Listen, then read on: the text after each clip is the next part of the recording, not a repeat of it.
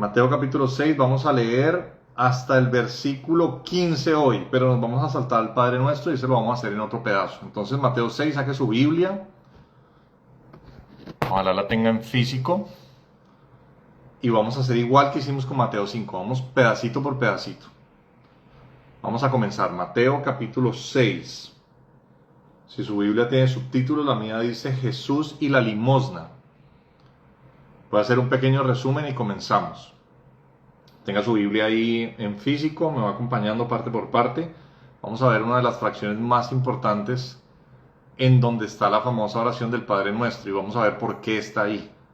Y vamos a dedicarle un capítulo completo al Padre Nuestro la próxima semana. Hoy solamente vamos a entrar en lo que está antes y después del Padre Nuestro. ¿Están listos? Mateo capítulo 6 viene justo después de una serie de estudios en los que Jesús está diciendo: oísteis que fue dicho, pero yo os digo. Oísteis que fue dicho, pero yo os digo.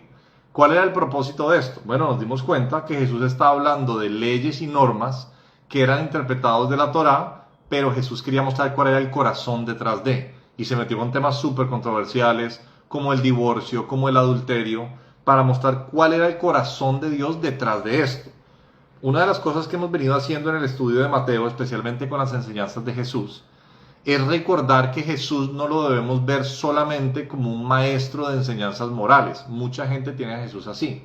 Y el problema de verlo así es que sacamos pequeñas fracciones de sus enseñanzas, las sacamos del contexto general y pensamos lo que tengo que hacer es esto o lo otro. Pero Jesús está introduciendo un reino.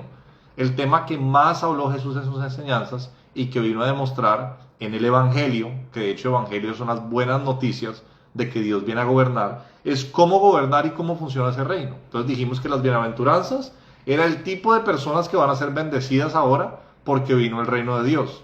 Los pobres de espíritu, los que no son importantes, los que están llorando, los afligidos, todo este tipo de personas van a ser bendecidos porque ahora vino el reino de los cielos. Y que sus seguidores, nosotros, debemos ser sal y luz, y la manera de hacerlo comienza a enseñarla parte por parte. Mire, no se trata solo de no matar a alguien, el corazón detrás de eso es no menospreciar a las personas. Incluso un insulto es tan grave como un asesinato, y Jesús comienza a usar hipérbole, que es muy común en sus enseñanzas, y que no debe ser tomado literal. Si tu ojo te es ocasión de caer, sácatelo, córtate tu mano, está por supuesto siendo exagerado. Y en ese contexto de Jesús comenzando a explicar lo que vimos en las clases pasadas, poco a poco, cuál es el reino de los cielos, entra una parte que me encanta porque es sobre las prácticas religiosas. Y las prácticas religiosas de esa época y las de hoy en día tienen un gran problema. Y es a lo que Jesús comenzó a llamar los hipócritas. Esta parte es súper importante porque mucha gente no la ha entendido bien.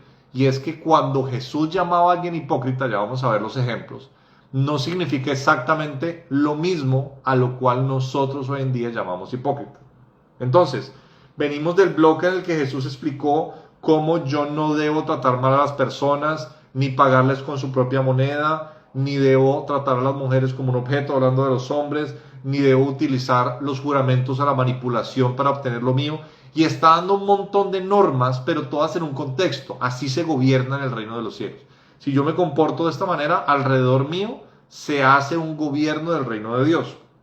Y ahora comienza el capítulo 6. En la Biblia original no había estos fragmentos, solamente está lo que nosotros leemos de largo, pero para nosotros es el capítulo 6, versículo 1. Mire lo que dice. Jesús y la limosna es el subtítulo que tengo yo ahí.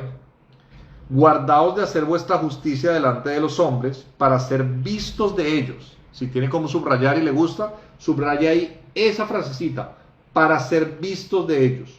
De otra manera no tendréis recompensa de vuestro Padre que está en los cielos. Ahora, este es el cabezote o la explicación de los ejemplos que vienen a continuación. Va a hablar acerca de la limosna, la oración y el ayuno. Son como el ABC de la religiosidad de esa época o de la devoción expresada en acciones. Hoy en día el ayuno no es tan común, la oración sigue siendo muy común y el dar a los pobres tampoco es tan común como en esa época. Hoy tenemos otras expresiones, lo que llamamos adoración, que básicamente es cantar canciones. En esa época también cantaban himnos, pero si fuéramos a ver las prácticas básicas en el judaísmo y después en la iglesia primitiva cristiana de cómo expresar nuestra devoción a Dios. En el corazón estaba la limosna, la oración y darle a los pobres. Entonces, ¿cuál es el cabezote que tenemos que tener otra vez en contexto para las demás enseñanzas, para no sacarlas de contexto? Dice, guárdense o cuídense, podría ser una mejor traducción, cuídense de hacer su justicia delante de los hombres para ser vistos de ellos. Esta parte es muy importante porque alguien diría, Jesús, ¿será que quiere que cuando hagamos cosas correctas no la hagamos delante de otras personas? Dice no. Ahí no dice eso, fíjese que es bien específico, dice, cuídese de hacer su justicia para ser visto de ellos. Porque mucha de la justicia, especialmente darle a los pobres, pues por lo menos el pobre se va a enterar. Hay muchas buenas obras que nosotros vamos a hacer y podemos hacer y va a ser delante de otras personas. Ahora, la pregunta es, ¿Jesús está prohibiendo que lo hagamos públicamente? No. El encabezado de todo lo que viene a continuación es decir, cuídense de hacerlo para ser visto por ellos. Ahora, dice que lo que pasa con eso es que no vamos a tener una recompensa de vuestro Padre que está en los cielos. Y todos los ejemplos que vienen va a mostrar qué recompensa perdemos y qué recompensa ganamos si lo hacemos para que los demás nos vean. Versículo 2. Cuando pues des limosna, no hagas tocar trompeta delante de ti como hacen los hipócritas. Ahí está esa palabra que es clave para esta sección. En las sinagogas y en las calles para ser alabados por los hombres. ¿Sí ven? Que el propósito es ser alabado por los hombres. De cierto os digo que ya tienen su recompensa. Mas cuando tú des limosna, él ya lo asume. O sea, él no dice, les doy un mandamiento, den limosna, sino que asume que los seguidores de Jesús, como buenos judíos que expresan su devoción a Dios, una de esas maneras de expresar la devoción a Dios, ¿cuál es? Dar limosna. Entonces, cuando lo hagas, no si lo haces, sino cuando lo hagas, cuando des limosna, dice, no sepa tu izquierda lo que hace tu derecha, para que sea tu limosna en secreto, y tu Padre que ve en lo secreto te recompensará en público. Y por eso es importante ir poniendo esto en contexto para ir sacando nuestra aplicación práctica. Porque hay gente y denominaciones que han tomado esto a un extremo en el cual literalmente están prohibiendo que ciertos actos de devoción sean hechos delante de otras personas. Y es complicado. El problema no es hacerlo delante de las otras personas. El problema es que mi intención sea ser visto por esas personas cuando lo hago. Por ejemplo, en este momento está hablando de la limosna. Ahora, es interesante porque, pues primero, la limosna sí o sí, al que se la des, bueno, de pronto puedes dejarla escondida, dirías tú. Pero la gran mayoría de veces que das una limosna, por lo menos el que la recibió lo supo. Entonces, no saquemos de contexto porque incluso cuando haces este hipérbole de decir que tu mano derecha no sepa lo que de tu izquierda o viceversa, es una exageración. Por supuesto que yo me voy a enterar lo que di con una mano con la otra. Es una exageración porque a Jesús le gusta este tipo de lenguaje. Ahora, si hablamos de nuestro cristianismo hoy en día, y quiero hablar de mí, porque finalmente creo que es lo más valioso, pero obviamente podemos extrapolar esto a muchas obras. Muchísimas veces incluso podemos comenzar con la motivación correcta, pero si estamos en una comunidad cristiana y comenzamos, por ejemplo, a darle a los pobres, a ir a las reuniones de oración, a orar bonito, que eso a veces es como de moda en las iglesias, hacer este tipo de cosas que Jesús nombra acá, de pronto ayunar hoy en día no es tan popular. ¿Qué puede pasar? Que la gente diga en la iglesia, wow, ese muchacho está encendido por Dios, mira lo que he comprometido, mira lo que... Y comienzan los elogios. Personalmente he vivido esto.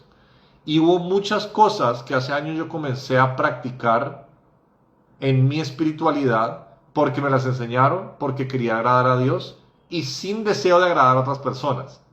O sea, que estoy queriendo decir que, aunque aquí no lo dice, estoy expandiendo sobre esto, las motivaciones pueden cambiar. Tú puedes hacerlo delante de personas y tu intención no es que lo vieran, pero eventualmente lo van a ver. La pregunta es, ¿qué debo hacer? Es revisarme constantemente. Porque, voy a poner un ejemplo mío. En alguna época yo traducía en una iglesia. Y yo no conocía cómo era este formato de los servicios, de las cosas. Yo hablo inglés fluido, vino un pastor americano, me pidieron que tradujera, yo traduje, me fue muy bien, lo hice muy bien, me di cuenta que tenía un talento para eso. Bueno, al final me dieron una ofrenda, me dieron dinero, me dieron gracias por tu tiempo, aquí hay un dinero. Y yo honestamente, primero ni sabía que daban ofrendas, yo estaba contento de poder servir, lo hice. Entendí después que me dijeron, no, esto es para valorar tu tiempo, tu talento, es una ofrenda. Yo, qué bueno, listo. ¿Qué pasó la próxima vez que avisaron que venía ese pastor a la iglesia? que se me metió un pensamiento en la cabeza y dije, ve, seguramente me van a pedir que traduzca otra vez y seguramente me van a dar una ofrenda. Y si es la misma cantidad de la vez pasada, pues ya me puedo comprar esto o lo otro. Entonces ya comenzó algo en mi corazón a volverse una motivación que no era la correcta, luchando. Y no quiero decir que la motivación correcta no estuviera ahí, sino que comienza a meterse ideas, porque ahí en las iglesias es muy común que te alaben cuando tú haces cosas visibles. ¿Está mal que le digan a uno, oye, qué bien lo hiciste? No, no necesariamente, aunque pienso que se le debe poner a veces ciertos límites a ciertos niveles de honra que ya se vuelven como que fuéramos fanáticos de una superestrella, ¿no? Y idealizamos a la gente. Y en el lado oscuro, permítame que siga en esta tangente y volvemos a Mateo ahorita, de todos estos escándalos que vemos en las iglesias de pastores con problemas de dineros que toman que no deben tomar, con vidas de opulencia y demasiado dinero, con escándalos sexuales. Solamente nos enfocamos muchas veces en qué malo esa persona, o qué hipócrita, o qué mal lo que hizo, pero no nos damos cuenta que esta enfermedad viene de lado y lado, y somos nosotros muchas veces endiosando personas más allá de lo que deberíamos hacer. O sea que en la religión este tema de la aprobación de los demás está en el corazón de una enfermedad que se llama religiosidad, de la cual estaba plagado el sistema religioso de esa época, pero no eran los fariseos, somos todos, es nuestro corazón. Entonces Jesús lo que está diciendo es, mire, cuando ayunen, cuando oren, cuando den limosna, porque lo van a hacer y es parte de su expresión con Dios, fíjense en su corazón que su motivación no sea para ser vistos. Y esto es algo que toca hacer todos los días. Ahora, por ejemplo, esto que estoy viendo yo en redes, nace inicialmente de un corazón de decir, hey, yo he aprendido muchas cosas de la Biblia, a mucha gente le va a servir. Pero después si tienen mucho me gusta o comentarios, entonces voy a hacerlo para que la dopamina de la aprobación de los demás, o voy a ver si tengo más views, y comienza todo este tema que es real, que no se va a ir, que no va a desaparecer. Entonces, las palabras de Jesús, como siempre, son a prueba de tiempo, están ahí diciéndonos, cuando hagamos nuestras expresiones de devoción, traduzcámoslas a las de hoy en día, e incluyamos estas ahí, revisémonos. Y solo Dios y nosotros sabemos. A veces es difícil diagnosticar, a veces es evidente que tú te das cuenta que alguien está haciendo las cosas claramente por ser visto, pero otras veces no es tan fácil. Tú dices, bueno, esa persona parece que está como enamorada de Dios, y vaya uno a saber. Yo por muchos años lo hice, yo comencé teniendo una relación muy bonita con Dios y después comencé a hacer un montón de cosas y me volví adicto a la aprobación de los demás. Y en la raíz de muchas de las caídas más grandes de muchos de los líderes de las iglesias, lo digo porque llevo años en esto y conozco a muchos y he sido parte del liderazgo, está la adicción a la aprobación de los demás. Y acá están las palabras de Jesús, justo en el centro.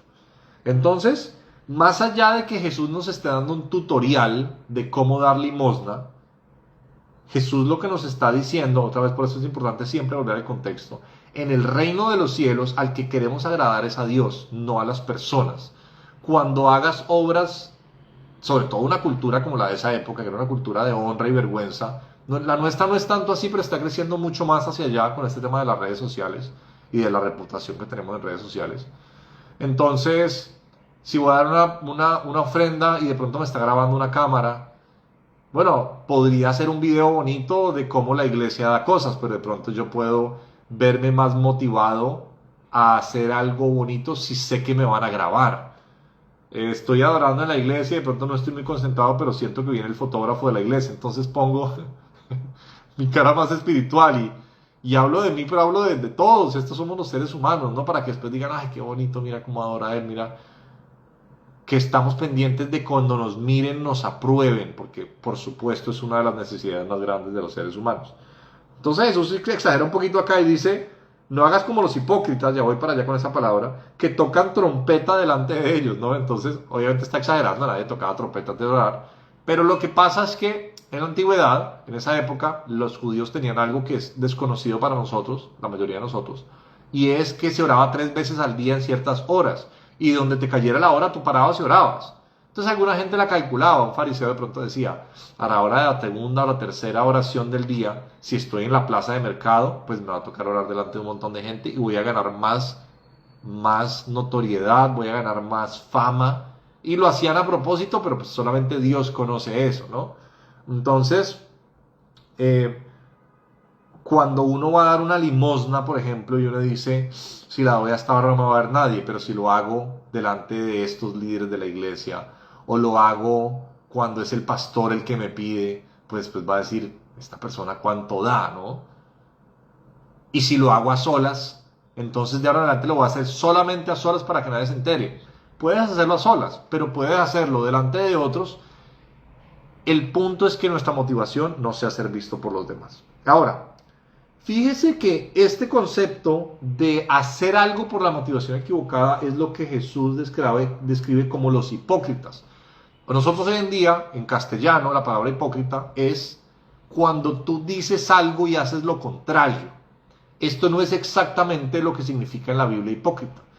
Cuando tú dices, oye, no grites, no le grites a tus hijos, y llega tu amigo contigo a la casa y después tú le estás dando unos alaridos a tus hijos, dices, qué hipócrita, ¿sí o no? Oye, no te debes robar las cosas de la oficina, y llegas a tu casa y tienes todos los bolígrafos de la oficina y dices una cosa y no la haces, el cura predica y no aplica. Eso es lo que nosotros conocemos hoy en día como hipócrita. Exactamente este no es el concepto de Jesús como hipócrita.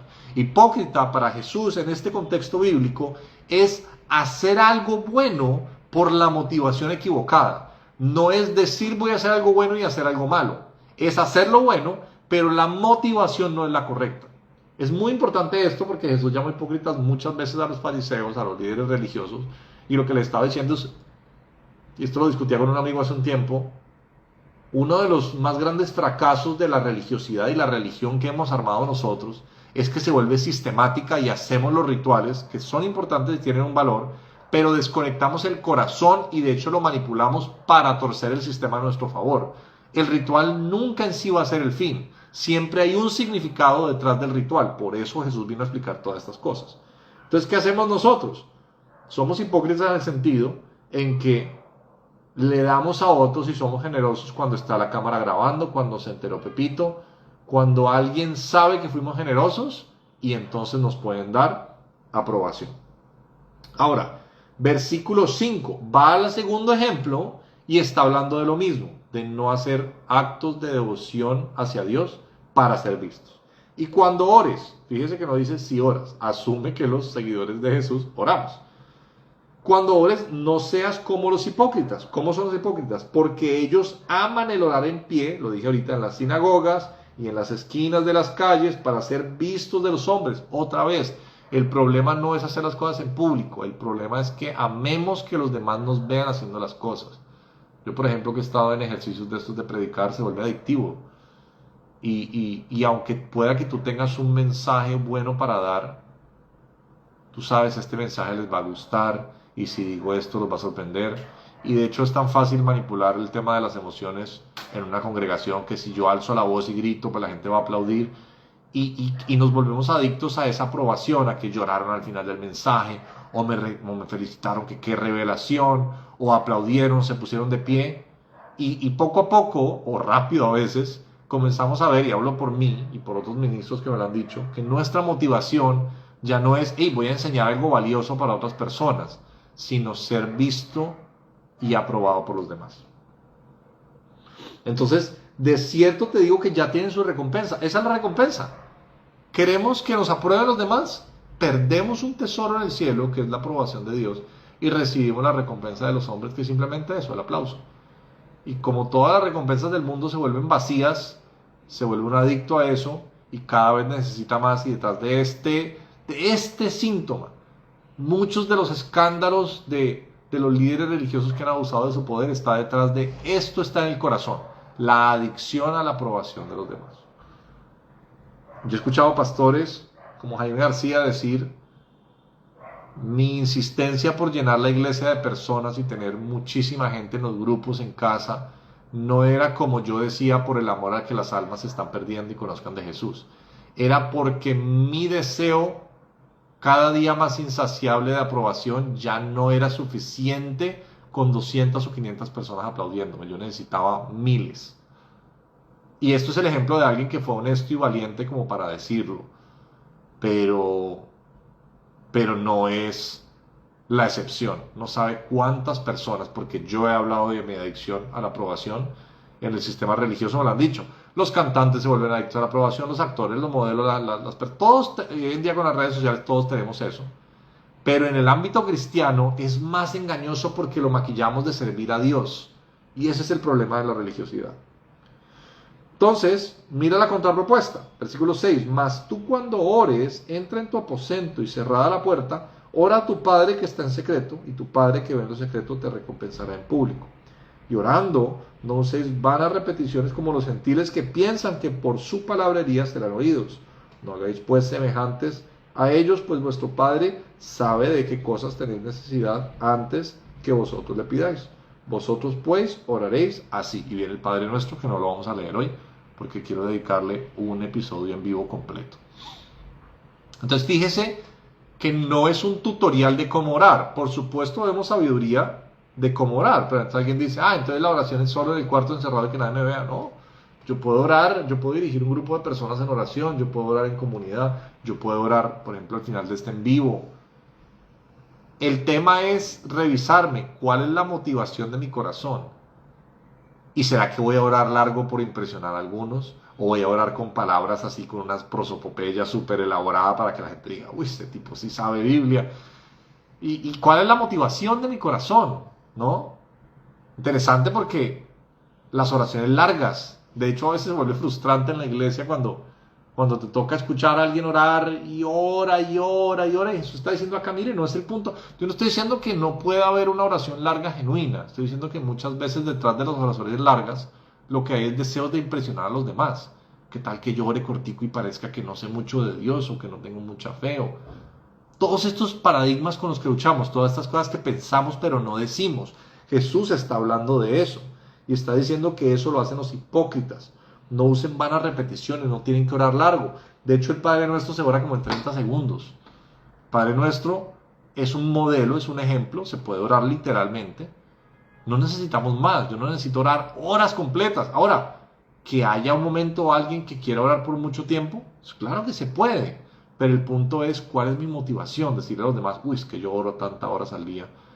Es tan delicado, como les digo, porque puede comenzar como un hábito genuino y después volverse en algo para que los demás, si estoy sobre todo en una comunidad cristiana que es valorado esto, me elogien y entonces ya dejo de hacerlo para Dios. Y esto es algo que es difícil de diagnosticar, por eso es tan importante. Ahora, vamos a saltarnos el fragmento del Padre Nuestro y quiero que tengamos en cuenta que se acaba el Padre Nuestro y sigue el mismo contexto. ¿Cuál es el contexto? No hagamos cosas que son de devoción para Dios con el propósito de ser visto por los demás y aplaudido por los demás. Entonces el mío, en el versículo 16, subtítulo, me salté el Padre Nuestro, dice Jesús y el ayuno. Y dice, cuando ayunéis, no seáis austeros como los hipócritas, porque ellos demudan sus rostros para mostrar a los hombres que ayunan. De cierto te digo que ya tienen su recompensa. Esta hay que explicar un poquito más porque culturalmente, y tristemente, incluso me incluyo, hemos perdido mucho el hábito de ayunar. Hay congregaciones y denominaciones que ayunan más. Hemos incluso desviado el propósito bíblico del ayuno en muchos casos. Generalmente a comienzo de año es una costumbre de muchas iglesias hacer ayuno, le llaman el ayuno de Daniel. Algunos dicen que no, yo ayuno televisión, yo ayuno redes sociales, yo ayuno comida y demás. Varias cosas a tener en cuenta en el contexto y después volvemos a qué significa esto acá. Lo primero es que Jesús dice cuando ayunen. Entonces él asume que sus seguidores ayunamos. De por sí es algo confrontador. A mí me cuesta, me gusta mucho la comida. Pero lo interesante es que hoy en día el ayuno, si es que lo hacemos, o por lo menos en las denominaciones que yo he crecido, es un tema como voy a ayunar para que Dios me responda. O para que se rompa esta mala situación. Es como que cogemos el brazo de Dios y lo torcemos. Mira, estoy ayunando un día, 2 días, 3 días. Y Dios dice, uy, ya lleva 3 días ayunando, ya me toca como mandarle el milagrito, ¿no? Porque ayunó 3 días. Y es un poquito los juegos espirituales a los que jugamos.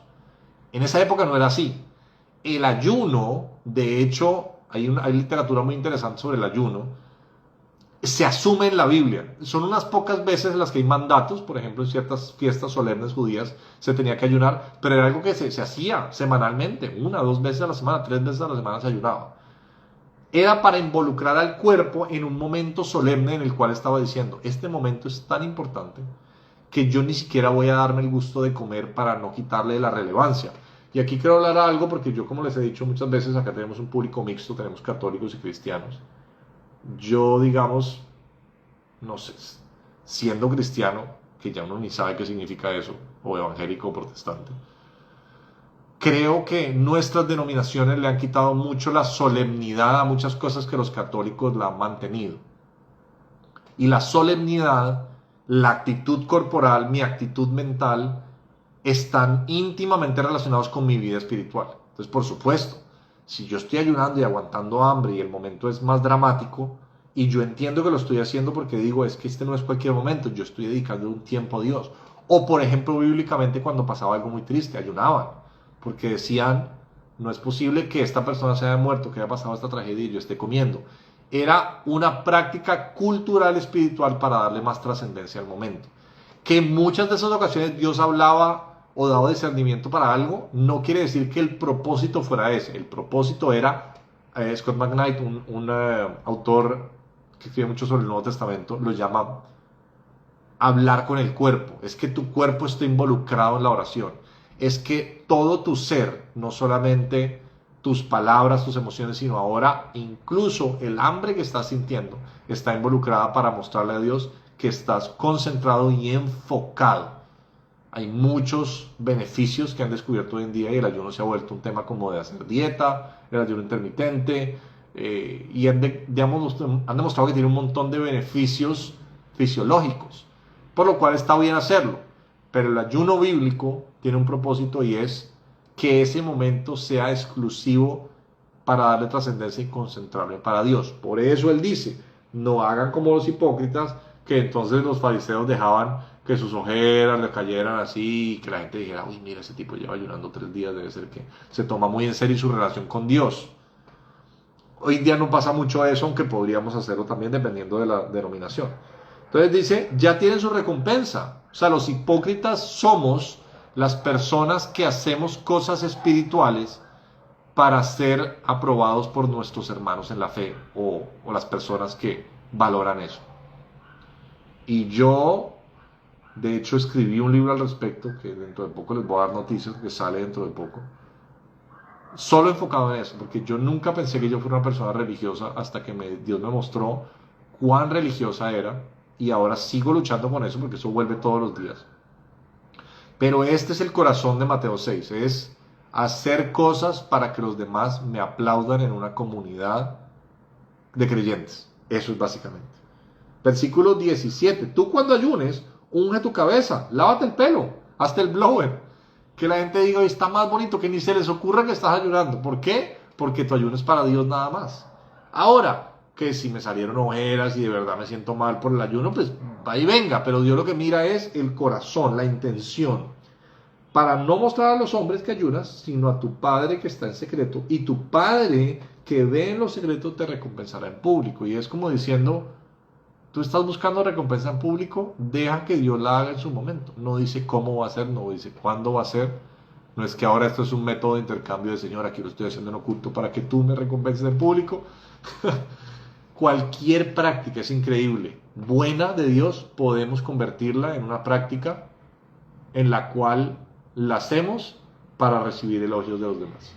Y esto es un tema que tenemos que tratar a diario en nuestro corazón. Ahora, voy a recapitular acá y voy a dejar hasta este pedazo. Voy a leer el versículo 19, 20 y 21, que es una especie de bisagra. Les conté que Mateo está diseñado por partes y en bloques.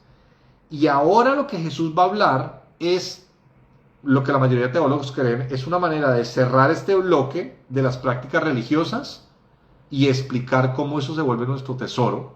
No sé si el suyo tiene un subtítulo, el mío dice tesoros en el cielo. Y comenzar a hablar acerca de las finanzas, que es el siguiente bloque. Entonces, orar, ayunar, dar limosna para que los demás me vean. ¿Qué sería hoy en día? Meterme a la banda, ponerme el uniforme de ujier, ir a donde los pobres, orar bonito, cualquier actividad que dentro de un grupo de cristianos hoy en día, católicos, de creyentes, sea aplaudida o recompensada. Y esto aplica a muchas otras áreas, ¿no? Ser el mejor papá, el mejor para que nos aplaudan por lo buenos que somos, tiene un efecto en nuestro corazón que hace que ya no lo hacemos para Dios y que se vuelve adictivo y tiene un montón de repercusiones negativas. Miren lo que dice el versículo 19 entonces. No se hagan tesoros en la tierra donde la polilla y el orín corrompen, donde ladrones minan y hurtan, sino háganse tesoros en el cielo donde ni la polilla ni el orín corrompen, y donde ladrones no minan ni hurtan, porque donde esté vuestro tesoro, allí también está vuestro corazón. Y esta fue una de las cosas que más me gustó de estudiar este texto, porque yo antes tenía esto como un bloque diferente, como una enseñanza de, sí, no, las cosas importantes para mí deben ser espirituales y no terrenales. No, es el mismo contexto. Lo que está diciendo es, si las obras espirituales que tú haces, si lo que tú haces, tu motivación es la aprobación de las personas, entonces ahí va a estar tu corazón. Pero si tu motivación es la aprobación de Dios, entonces ahí va a estar tu corazón. ¿Se dan cuenta del mismo paralelismo entre la tierra y el cielo y entre ser agradado por los hombres y agradado por el Padre? Este pedazo acá está diciendo que cuando nosotros, nuestro servicio a Dios, cualquiera que sea, o lo que nosotros consideramos servicio a Dios, nuestra motivación es ser aplaudidos por otros, entonces nuestro tesoro está en un lugar en el cual las cosas se corrompen, se dañan y se pudren. Y por eso hay tanta corrupción en las iglesias cristianas católicas, porque es posible que muchas veces comenzamos a hacer obras para Dios y poco a poco nuestra motivación cambió, y como es algo de difícil diagnóstico, ¿qué pasó? Dejó de estar en un lugar en el cual nadie nos puede robar eso. Cuando tú haces algo y tu motivación es agradar a Dios, nadie te puede robar eso. Pero cuando, y lo digo por experiencia, comienzas a hacer algo para Dios y tu motivación es que te aplaudan otros, ustedes no se imaginan lo miserable que es esa vida. Y yo viví esa vida años completos, en los cuales, aunque sí quería seguir amando a Dios y había veces en los que genuinamente quería bendecir a los demás, pero era tal este deseo de estar recibiendo aprobación de los demás que casi que se volvió más estresante y más angustiante que en momentos que ni siquiera había comenzado a practicar mi devoción hacia Dios. Y por eso muchas veces las personas más enfermas en las congregaciones son las más activas en las... Y por eso tú ves gente que dices lunes de oración, martes de ayuno, miércoles de vigilia, jueves de grupo, viernes de planificación, sábado de grupos pequeños con los jóvenes, domingo 3 servicios. Y si uno, pero esta persona, uno en un momento dice, wow, está sentida por Dios, no está adicta, no tiene una vida por fuera del sistema religioso. ¿Por qué? Porque nunca es suficiente. Cuando nuestro corazón está puesto en las cosas de la tierra, es decir, cuando nuestras acciones religiosas están hechas para que los demás nos aplaudan, nunca va a ser suficiente. Nos vamos a volver adictos, nos vamos a enfermar y podemos llevar a muchos a hacerles mucho daño a ellos y a nosotros. Entonces, ¿qué porción tan espectacular? Jesús nos está diciendo, tengan cuidado, que cuando hagan su justicia delante de los hombres, no está diciendo no hagan su justicia delante de los hombres, no está diciendo no hagan sus buenas obras delante de los hombres, está diciendo tengan cuidado que cuando les toque, porque va a haber momentos en los que nuestro servicio va a ser visible, tengan cuidado, que su motivación no sea ser visto por ellos, aplaudido por ellos, admirado por ellos. ¿Que va a venir aprobación, que nos van a ver? Sí. ¿Cómo se hace esto en lo práctico? Les digo por experiencia.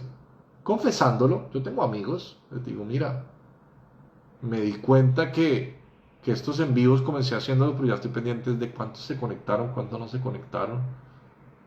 Si esta vez duró más gente, si vino Pepito, si lo vio el otro, si me comentaron, si no me comentaron.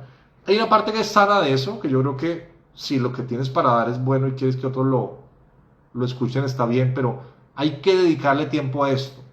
Y como el problema es de imagen, una de las únicas herramientas y la más poderosa sin duda para humillar nuestra imagen es tener una persona madura, sabia, ojalá de tu mismo sexo, con el cual tú constantemente puedas rendir cuenta de este tipo de cosas, porque esto la gente no lo ve.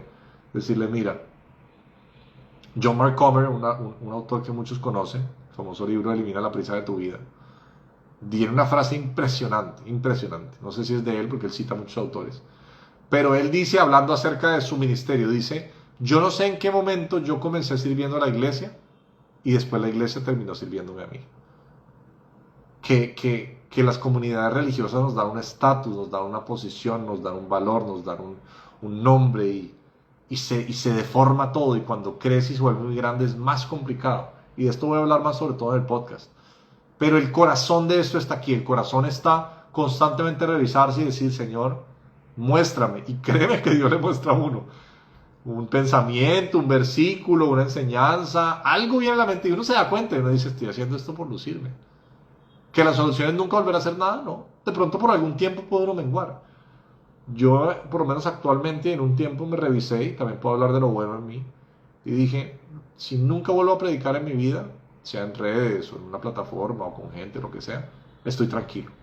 Y eso para mí era nuevo y sentí mucha paz, porque creo que tengo cosas buenas para enseñar a otros, pero en el momento en que mi motivación sea esta adicción, me tengo que alejar, porque esto es una enfermedad que está acabando con comunidades completas de creyentes, completas. Y acá está, hace miles de años Jesús lo dijo, el Sermón del Monte. Qué texto tan hermoso. Pidámosle a Dios hoy. Muchos de ustedes de pronto no serán líderes activos en una iglesia, algunos sí, otros no.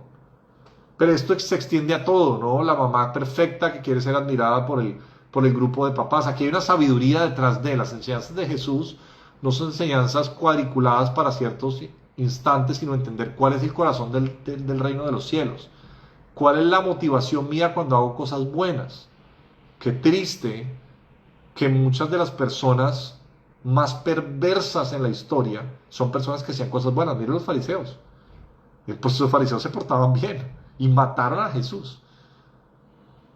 Muchos de los líderes religiosos, yo caí en eso mucho tiempo, hacer las cosas por la motivación equivocada. Pidámosle a Dios en nuestro contexto.